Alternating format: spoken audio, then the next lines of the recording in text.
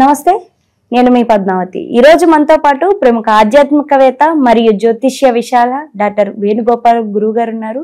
మరి గురువు గారితో మాట్లాడేద్దాం. నమస్కారం గురువు గారు. గురువు గారు, ఇప్పుడు మే నెలలో చూసుకున్నట్టయితే గనక తులారాశి వారి విషయానికి వస్తే అసలు వీరికి గోచార ఫలితాల ప్రకారం ఏ విధంగా ఉంటుంది, వీరికి కలిసి వచ్చేటివి ఏంటి, ఏ విషయాలకు దూరంగా ఉండడం ద్వారా జరిగే చెడును కూడా మార్చుకోవడానికి అవకాశం ఉంటుందంటారు? ఈ సంవత్సరం తులారాశి వారికి చాలా మంచి ఫలితాలు రావడానికి అవకాశం ఉంటుంది.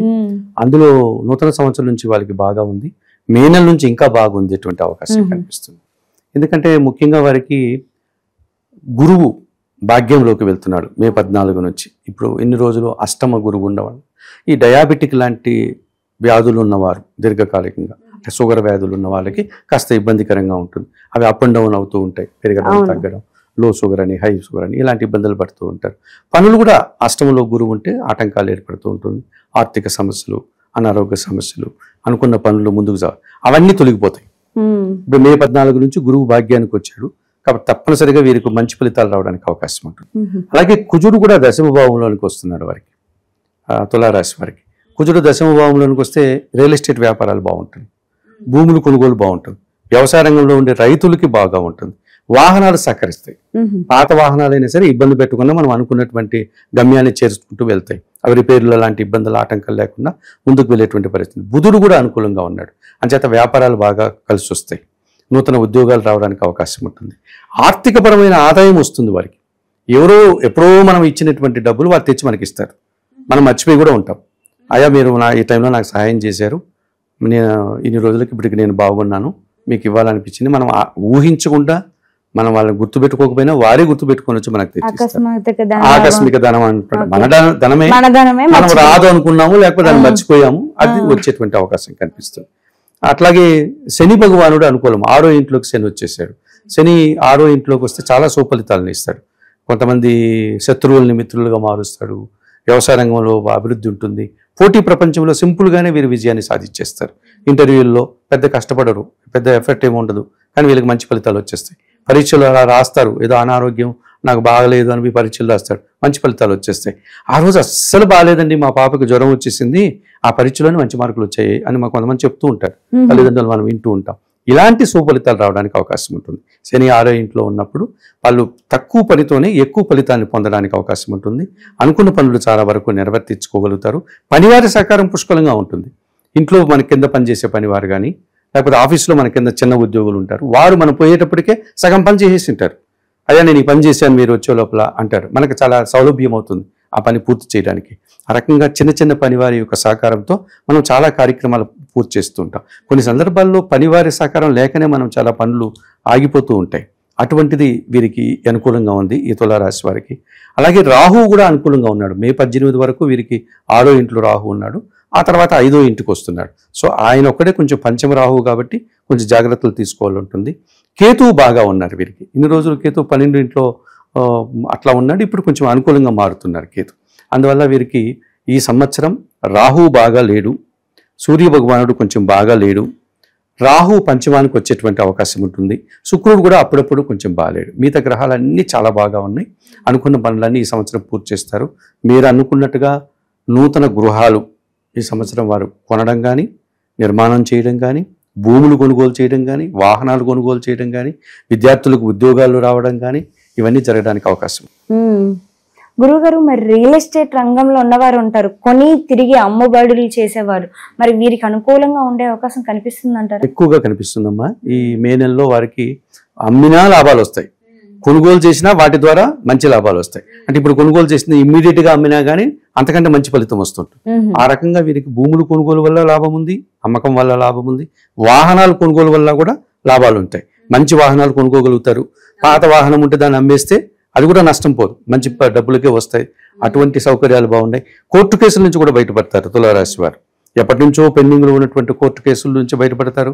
కొన్ని భూ వివాదాలు ఎప్పటి నుంచో ఉంటే దానికి పరిష్కారం ఏర్పడుతుంది. అలాంటి సౌకర్యాలు ఈ సంవత్సరం అనుకూలంగా ఉన్నాయి తులారాశి వారికి. గురువుగారు, మరి ఉద్యోగ విషయాలకు వస్తే ఉద్యోగం ఒక చోటు నుంచి ఇంకో చోటుకి మారాలనుకున్నప్పటికీ, లేదంటే స్థాన చలనం ఇక్కడ ఉన్న ఇంటిని వేరే చోటికి మార్చాలి అనుకున్నా మరి వెళ్లే చోట వీరికి కలిసి వచ్చే అవకాశాలు కనిపిస్తున్నాయంటే స్థాన చలనం పెద్దగా లేదమ్మా తులారాశి వారికి. వస్తే నూతన ఉద్యోగం రావాలి, లేకపోతే ఉన్న ఉద్యోగంలోనే అభివృద్ధి చెందేటువంటి అవకాశం ఉంటుంది ఉద్యోగులకి. స్థాన చలనం విషయంలో వాళ్ళు ఆలోచించాలి. ఒకవేళ ఏదైనా చిన్న మనస్పర్ధలు వచ్చి అక్కడ ఆఫీసులో బయటకు వెళ్ళిపోతే అక్కడ ఉద్యోగం లేకుండా ఇక్కడ ఉన్న ఉద్యోగాన్ని పోగొట్టుకొని ఇబ్బందులు పడే ప్రమాదం ఉంది. కాబట్టి తొందరపడకుండా ఉన్న చోటనే కొంచెం సర్దుకొని కొంచెం ఓపికతో ఉంటే గన ఇంకా సమయం ఉంది వారికి, అప్పుడు పోవడానికి అనుకూలంగా ఉంటుంది. గురుగారు, ఇంకా చివరిగా పెళ్లిళ్ళు చేసుకోవాలి అనుకున్నా, లేదంటే సంతాన విషయంలో కావచ్చు, కుటుంబాల విషయంలో కావచ్చు, చివరగా చూసుకున్నట్టయితే గనక ఈ నరదిష్టి, కొన్ని శత్రు బాధలతో ఉంటారు. అకస్మాత్తుగా ఎప్పుడో మనం మర్చిపోయిన శత్రువులు కూడా మళ్ళీ మన జీవితంలో తిరిగి వచ్చే అవకాశాలు కానీ ఇటువంటి ఏమైనా ఉన్నాయంటారు తులారాశి వారికి? తులారాశి వారికి ఎప్పుడు శత్రువులు ఉంటారమ్మా, ఎందుకంటే వారు అనేకమైన కార్యక్రమాలు చేస్తూ ఉంటారు. ఒకరికి మంచి జరుగుతుంది, ఒకరికి చెడు జరుగుతుంది. వాళ్ళకి శత్రుబాధ ఎప్పుడూ ఉంటుంది. ఈ శత్రుబాధ నుంచి బయటపడడానికి నరసింహస్వామిని ఆరాధించాలమ్మా. నరసింహస్వామిని ఆరాధించి ఆ స్వామి ఆలయాలకు వెళ్ళి అక్కడ ఒకసారి రోజు నిద్ర చేసి రాగలిగితే ఈ శత్రుపీడ నుంచి బయటపడతారు. వీరికి ఉన్నటువంటి ఒక పెద్ద బలహీనత ఏంటంటే వారి గురించి వారు గొప్పలు చెప్పుకుంటుంటారు. వారు ఒక చిన్న ఇల్లు కట్టుకున్నారు, చక్కగా ఉంది, నా ఇల్లు చాలా బాగుంది, నేను అద్భుతంగా కట్టాను, 10 మందికి చూపించుకోవడం, ఇలాంటివి చేస్తుంటారు. దీనివల్ల నరఘోష ఎక్కువ అవుతుంది. వాళ్ళ ఇంట్లో ఒక శుభకార్యం చేస్తారు, వాళ్ళ పిల్లవాడికి అనుకోండి, చాలా మంది వచ్చారు, వాళ్ళకి చాలా మంది స్నేహితులు ఉంటారు, బంధువులు ఉంటారు, పిలిపిస్తారు. అదే వాళ్ళు ఎవరో ఒక మిత్రుల్లో శత్రులు ఇంకొకరింట్లో పెళ్లి జరిగింది అనుకోండి, ఆ పెళ్లికి పోతారు కదా, చూసుకొని వస్తారు, గమనం ఉండరు. నేను మా ఇంట్లో పెళ్లి చేస్తే 10,000 మంది వచ్చారు, వీళ్ళకి అంత 1000 మంది కూడా రాలేదు, ఇలా కంపేర్ చేస్తుంటారు. దీనివల్ల ఏమవుతుంది, ఎదుటి వాళ్ళని తక్కువ చేసి వీళ్ళు గొప్పలు చెప్పుకునే వాళ్ళు అవుతారు. తద్వారా వీరికి నరఘోష ఎక్కువ అవుతుంది, శత్రుపీడ ఎక్కువ అవుతుంది. సో వీరికి కొంచెం నోటి ప్రమాదం ఉంటుంది. అంటే ఏదంటే అది మాట్లాడేసేయడం. తమాషా ఏంటంటే తులారాశి శుక్రుడు అధిపతి, ఆ పక్కన ఉన్నటువంటి వాక్స్థానం ఎవరు, వృశ్చికం, కుజుడు. అవును, వాడు మేషరాశి కుజుడు అయితే కొంచెం ఉన్నతంగా ఉంటాడు, వృశ్చిక రాశి కుజుడు కదా, స్కార్పియో కదమ్మా, తేలు కదా. సో ఎదుటి వాళ్ళకి గుచ్చినట్టుగా మాట్లాడే స్వభావం సహజ సిద్ధంగా తులారాశి వాళ్ళకు ఉన్నటువంటి ఒక అవలక్షణం అని చెప్పాలి దాన్ని. వాళ్ళు దాన్ని ఏమనుకుంటారంటే ఏదో పెద్ద వెపన్ లాగా అనుకొని చెప్పేస్తూ ఉంటారు, ఆయుధం అనుకొని చెప్పేస్తుంటారు. తద్వారా వీరికి శత్రుపీడ నరఘోష ఉంటుంది. అంచేత వీరు ఆ ఇంటి ముంగిట కూటి కలమంద, మీ ఆడపిల్లలు ముఖానికి రాసుకుంటారే చిట్టి కలమంద, ఇది వేరుతో సహా తీసుకొని దాన్ని శుభ్రంగా నీటిలో శుభ్రం చేసి ఇంటి ముందర కట్టుకుంటే పౌర్ణమి రోజు కొంచెం నరఘోష నుంచి బయటపడే అవకాశం ఉంటుంది. అలాగే నరసింహస్వామికి ఆరాధన చేస్తే శత్రుపీడ పోయేటువంటి పరిస్థితి ఉంటుంది వీరికి.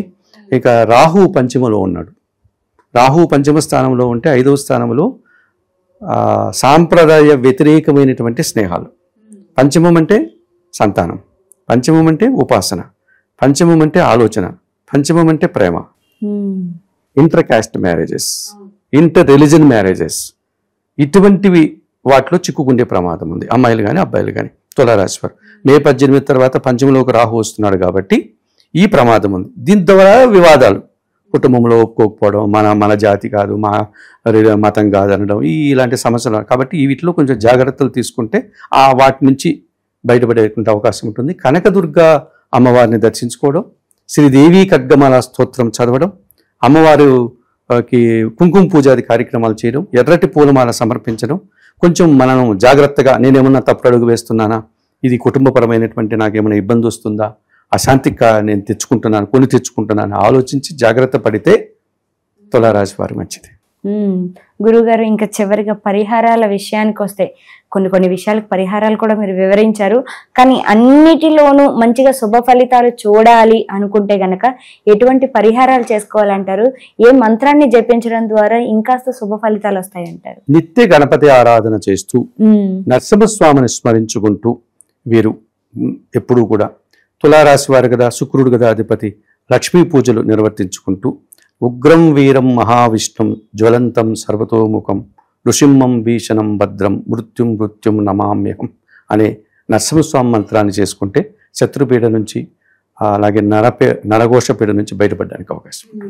చాలా చక్కగా వివరించారు గురువుగారు. అయితే తులారాశి వారికి ఏ విధంగా ఉంటుందో పాటుగా ఎటువంటి పరిహారాలు చేసుకోవాలితో పాటు ఎటువంటి మంత్రాన్ని జపించాలో కూడా చాలా చక్కగా వివరించారు. ధన్యవాదాలు గురుగారు. నమస్కారం.